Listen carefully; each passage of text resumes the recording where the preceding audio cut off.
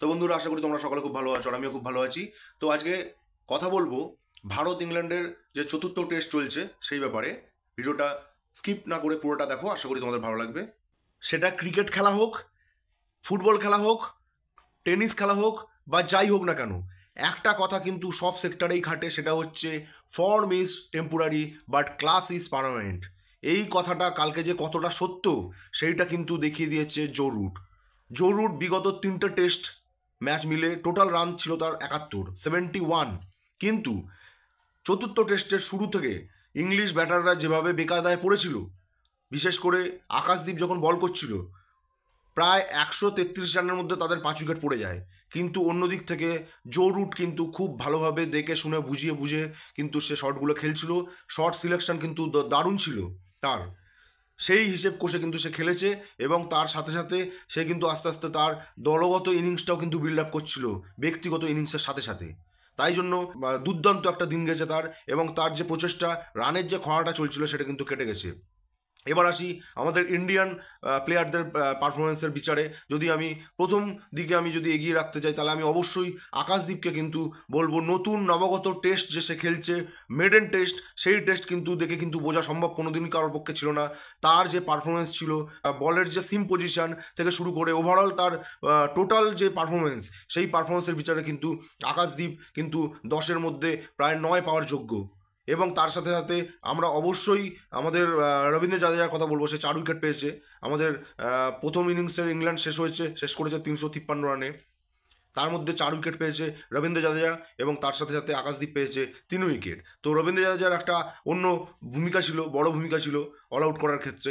এবার আমরা যখন দ্বিতীয় দিন ব্যাট করতে নামলাম, প্রথম থেকেই কিন্তু রোহিত শর্মাকে বেশ নড়বড়ে লাগছিল, কারণ আমাদের যে ইন্ডিয়ান ক্যাপ্টেন, তার যে খেলার যে স্টাইল, সেই খেলা দেখে কিন্তু আমরা বুঝে যাই যে প্রথমে রোহিত শর্মা যদি দাঁড়িয়ে যায়, একবার যদি তার হাতটা সেট হয়ে যায়, তাহলে কিন্তু সে আর কোনো বোলারকে বোলার মনে করে না, পাড়ার গলি ক্রিকেটের বোলারদের মতো পেটাতে শুরু করে। কিন্তু খুব কপাল ভালো ইংল্যান্ড প্লেয়ারদের খুব কপাল ভালো যে রোহিত শর্মাকে তাড়াতাড়ি ফিরিয়ে দিতে পেরেছে। শুভমান গিল, যশস্বী জয়সওয়াল, এরা দুজন মিলে চেষ্টা করেছে একটু ব্যাকআপ দেওয়ার, কিন্তু ক্রিজের যে অবস্থা দেখলাম, সেই হিসাব অনুযায়ী ক্রিজ কিন্তু স্পিনাররা খুব বেশি করে সহায়তা পাচ্ছে।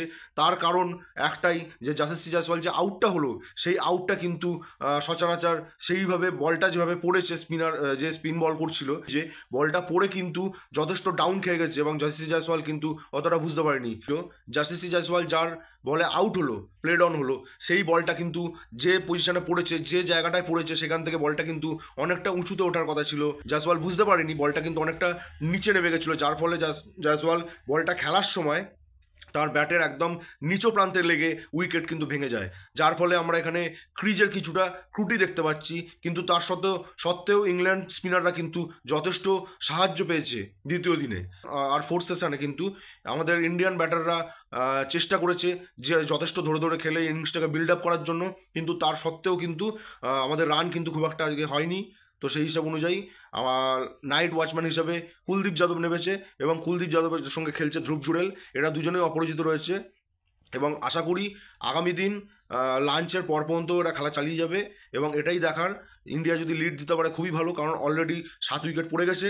এবার ইন্ডিয়ান ব্যাটার যারা যারা আছে এরপরে কুলদীপ যাদব আর ধ্রুব জুড়েলের পরে রয়েছে আকাশদীপ নবাগত, এবং তারপরে আছে আমাদের মিয়া ভাই মোহাম্মদ সিরাজ। তো এই দুজন উইকেট কিন্তু, এই দুজনকে কিন্তু খুব ভালোভাবে ধরে খেলতে হবে, কারণ এরপরে দুজনের যে নাম বললাম, মোহাম্মদ সিরাজ এবং আকাশদীপ, এই দুজনেই কিন্তু পিওর সিম বোলার, এদের কিন্তু ব্যাটিংয়ের অভিজ্ঞতা বেশি নেই। তাই জন্য এই দুজনকে চেষ্টা করতে হবে যে লাঞ্চ পর্যন্ত ধরে ধরে খেলা, এবং তারপর আস্তে আস্তে যদি 300, 285 কিংবা 300 রান পর্যন্ত যদি তারা বিল্ড আপ করতে পারে ইনিংসটা, ইন্ডিয়ান ফার্স্ট ইনিংসটা, তাহলে কিন্তু সেকেন্ড ইনিংসে অনেকটা সুবিধা পাবে ইন্ডিয়া। কারণ ইংল্যান্ডের 353 রান টোটাল ফার্স্ট ইনিংসে করেছে। তারপরে যদি মোটামুটি 20-50 রানের এদিক ওদিক থাকে ফার্স্ট ইনিংসে ইন্ডিয়ার সঙ্গে ইংল্যান্ডের, তাহলে সেকেন্ড ইনিংসে কিন্তু ইন্ডিয়া অনেকটা বাড়তি সুবিধা পাবে।